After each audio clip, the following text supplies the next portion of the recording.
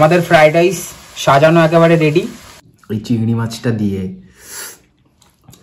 এই বাইটটা আমি নিতে চাই।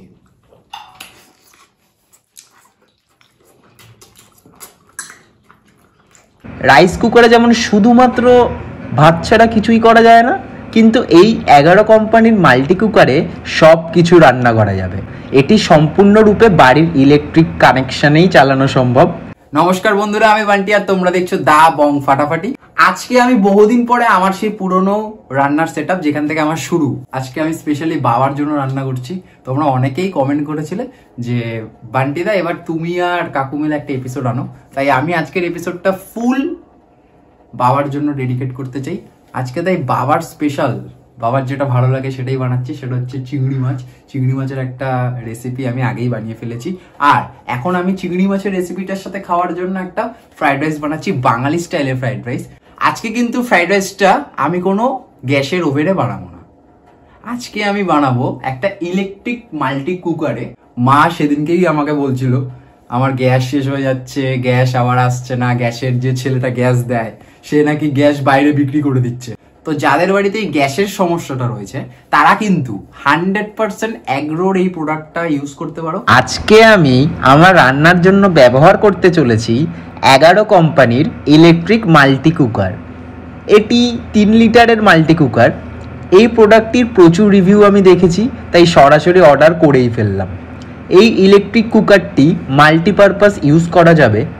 রাইস কুকারে যেমন শুধুমাত্র ভাত ছাড়া কিছুই করা যায় না, কিন্তু এই 11 কোম্পানির মাল্টি কুকারে সব কিছু রান্না করা যাবে। যেমন যে কোনো রকম ফ্রাই আইটেম করা যাবে, বিরিয়ানি, ফ্রাইড রাইস অথবা পোলাও, যে কোনো কিছু এখানে করা সম্ভব। এটি সম্পূর্ণরূপে বাড়ির ইলেকট্রিক কানেকশনেই চালানো সম্ভব। এই ইলেকট্রিক কুকারটির সব থেকে বড় সুবিধা হলো এই ভিতরের ফ্রাইং প্যানটা, যেটা রান্না করার পর তোমরা ধুয়ে ফেলতে পারবে। এছাড়াও এখানে টেম্পারেচার বাড়ানো কমানোর ব্যবস্থা রয়েছে, তোমরা যেমন চাও টেম্পারেচার তেমনভাবেই রান্না করতে পারবে। এই 11 কোম্পানির কুকারটি কিন্তু বেস্ট চয়েস, আমি এইটুকু বলতে পারি। আর সব থেকে বড় সুবিধা হলো এই কুকারটিতে রান্না করলে রান্না কখনো পুড়ে যাবে না, তাই ভয় একদমই নেই। আজকে আমি এই কুকারটিতে ফ্রাইড রাইস বানাবো। তোমরা তাড়াতাড়ি ডেসক্রিপশন বক্সে যাও, লিঙ্ক দেওয়া আছে কুকারটির, তাড়াতাড়ি অর্ডার করে ফেলো। এটা কিন্তু 100% রেকমেন্ডেড প্রোডাক্ট। আর এটা কিন্তু খুব তাড়াতাড়ি গরম হয়ে যায়। আমি জাস্ট গরমে বসালাম আর এটা তাড়াতাড়ি গরম হয়ে গেল। তেল দিয়ে দেবো। এই হলো কাজু আর কিশমিশ, যেটাকে আমি জলের মধ্যে ভিজিয়ে রেখেছিলাম ভাজার জন্য, তাহলে এটা বেশ সুন্দর হবে ব্যাপারটা। টেম্পারেচার কমাতে হয়, দেখো এখানে লো লেখা রয়েছে, জাস্ট টেম্পারেচারটা কমিয়ে দেবে হালকা। এই হলো ফ্রাইড রাইসের মশলা, যেটা আমি কেটে রেখেছি। এখানে বিনস রয়েছে, কাঁচা লঙ্কা রয়েছে, ফুলকপি রয়েছে, গাজর রয়েছে আর ক্যাপসিকাম। এটা জাস্ট বাঙালি ফ্রাইড রাইসের মশলা, এটাকে আমরা দিয়ে দেবো।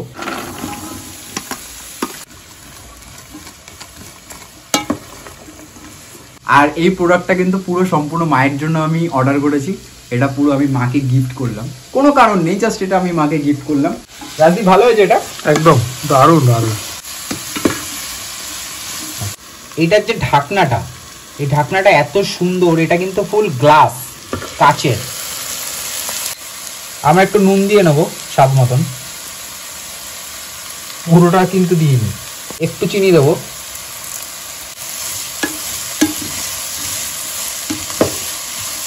ফ্রাইড রাইস বানানোর জন্য আমি কিন্তু বাসমতি চালটাকে সিদ্ধ করে রেখেছি, তোমরা দেখতেই পাচ্ছ, জাস্ট সময়টা কম থাকার জন্য। এখন আমি রাইসটা দিয়ে দেবো। রাইসটা দিয়ে দিলাম, চিনি, যেটা দিতেই হবে ফ্রাইড রাইসে, সামরিচের গুঁড়ো, আর অবশ্য করেই ঘি।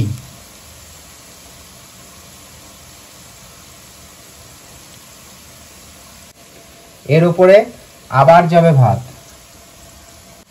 এই যে সবজিটা ছিল এবার এটা আমরা দিয়ে দেবো। একটু চিনি দেবো, এটা হচ্ছে সামরিচের গুঁড়ো, এটা দিতেই হবে ফ্রাইড রাইসে।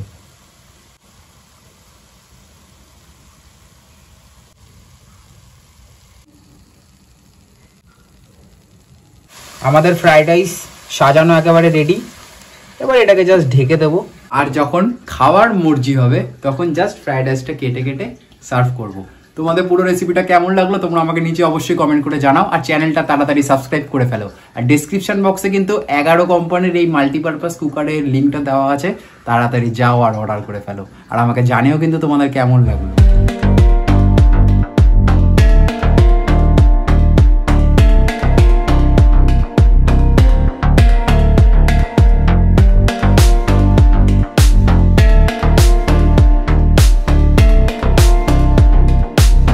আজকে আমার সাথে রয়েছে আমার বাবা।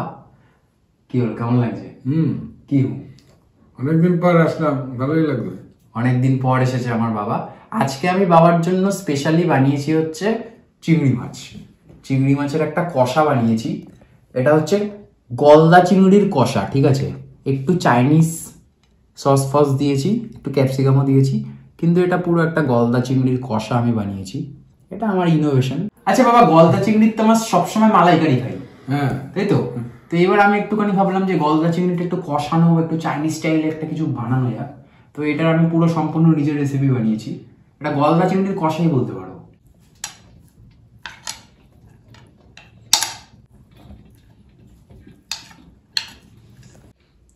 বাবা আজকে দেখো আমি ফুলকপি ব্যবহার করেছি, কারণ শীতকাল তো। তো শীতকালে একটু ফুলকপিটা আমি রেখেছি ফ্রাইড রাইসের মধ্যে।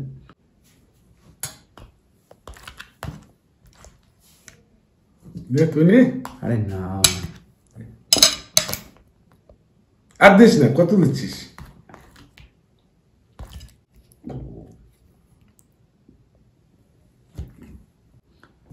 খেয়ে দেখো একবার শুধু ফ্রাইড রাইসটা কেমন হয়েছে।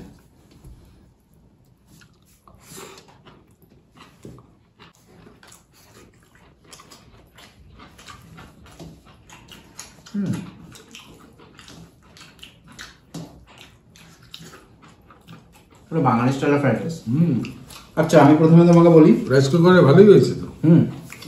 মানে হয় না বাবা, এমার্জেন্সি টাইমে গ্যাস শেষ হয়ে যায়, সেইখানে যে রান্নাটা হয়েছে ফ্রাইড রাইসটা রাইস কুকারে ভালোই হয়েছে। টাইম কিরকম লাগলো? 20 মিনিট পুরো মশলা ভেজে। আর এটা শুধু রাইস কুকার নয়, এটা তুমি মাল্টিপারপাস কুকার, এর মধ্যে তুমি চিকেনও রান্না করতে পারবে। রাইস কুকারে আমার শুধুমাত্র রাইস রান্না করা যায়, ভাজা ভাজা করে দেবে, সব করা যাবে, সব ডিপ ফ্রাই, আলুর চপ থেকে ফিশ ফ্রাই সব ভাজা। তাহলে অসুবিধা নেই, ভালোই তো। এই যে সবজিটা সুন্দর সিদ্ধ হয়েছে, সুন্দর সিদ্ধ হয়েছে।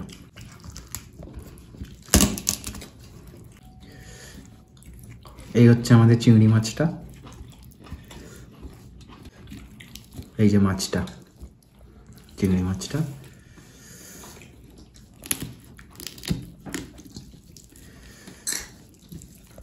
এই হলো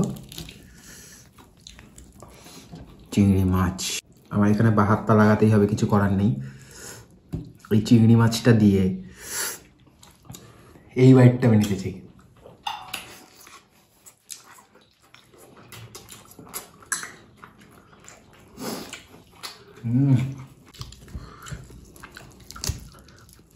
খোসাটা ছাড়িয়ে নিতে হয়। তোমার এই চিংড়ি নিয়ে কোনো গল্প আছে? আচ্ছা চিংড়ি তো 2 রকমের জায়গাতে পাওয়া যায়, একটা সমুদ্রে একটা নদীতে। কোন চিংড়িটার টেস্ট বেশি? নদীরটাই, নদীরটা। কুচু চিংড়ি, গলদা চিংড়ি, তারপর চাপড়া চিংড়ি, চিংড়ি, একটা কালো চিংড়ি হয় জানিস? কালো কালো মোটামুটি 7-8 রকমের চিংড়ি হয়, 7-8 রকমের চিংড়ি।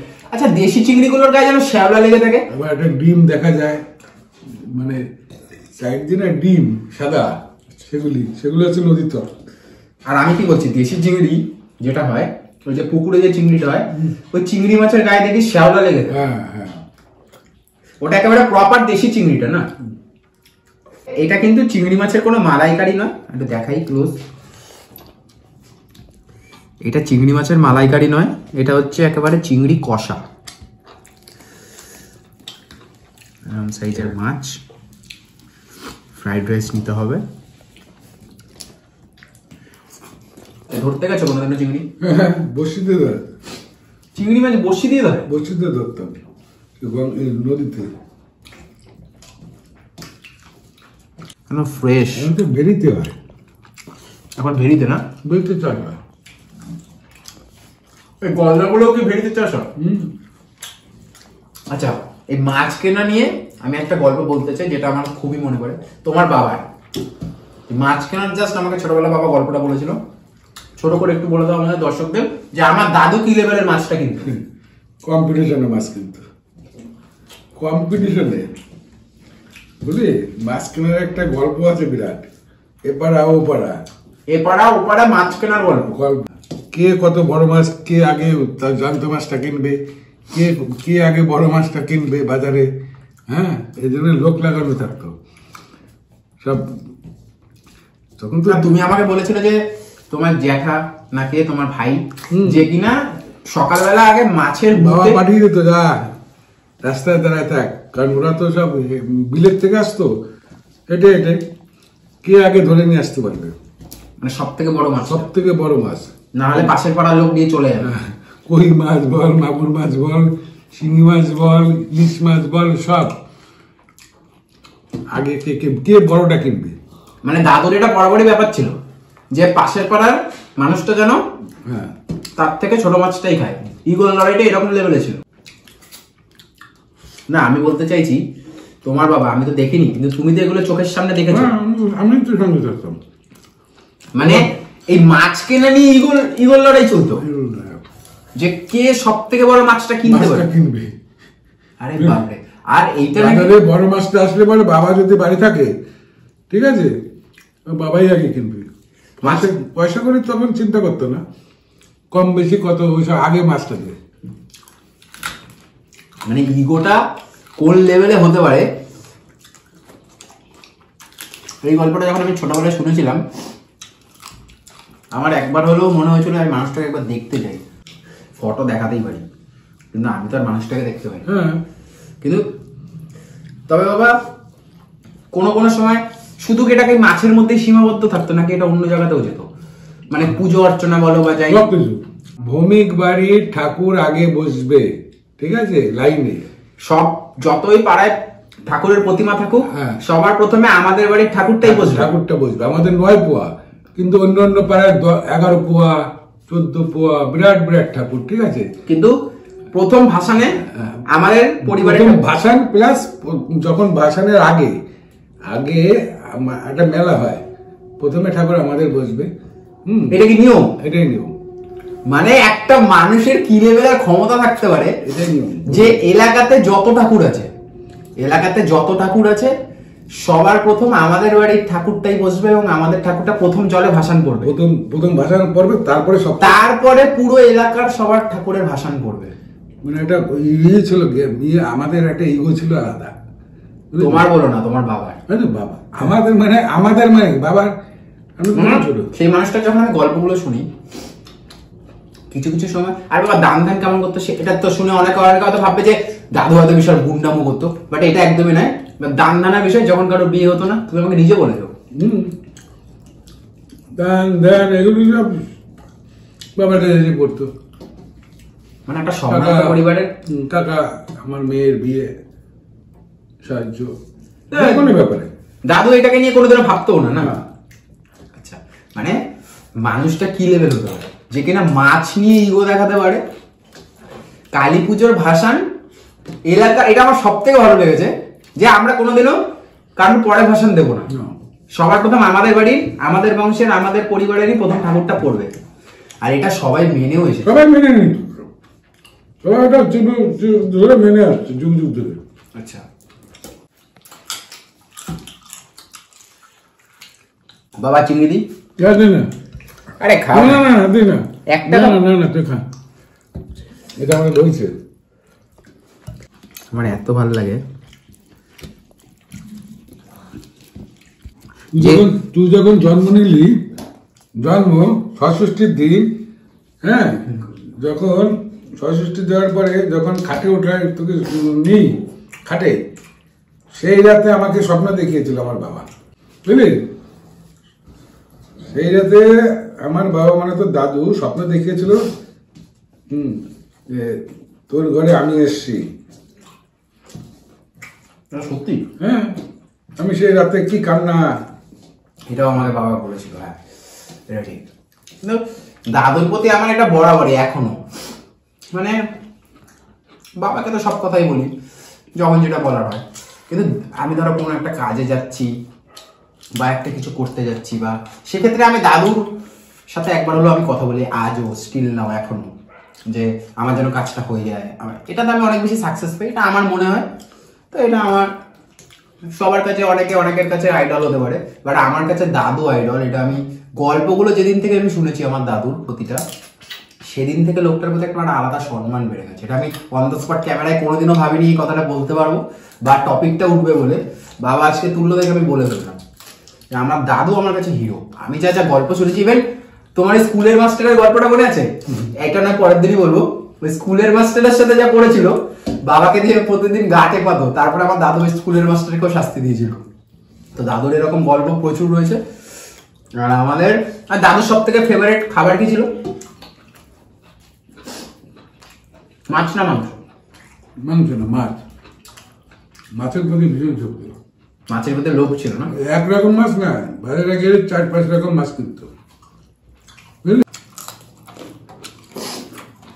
জমিয়ে খেলাম আজকের এপিসোডে, কিন্তু বাবা কোনো বাড়তি কিছু নেই, পুরো পরিষ্কার খাবার দাবার হয়েছে, তাই তো? চিংড়ি মাছের কষা আর ফ্রাইড রাইস। ভিডিওটা আর বেশি বড় করছি না। তোমাদের যদি পুরো ভিডিওটা ভালো লাগে থাকে, ভিডিওটা লাইক করে দাও। ভিডিওটার নিচে যে কমেন্ট বক্স আছে ওখানে তোমাদের মূল্যবান মতামত জানাও। আর ডেসক্রিপশন বক্সে 11 কোম্পানির মাল্টিপারপাস কুকারের কিন্তু লিঙ্কটা আছে, তোমরা তাড়াতাড়ি অর্ডার করে ফেলো।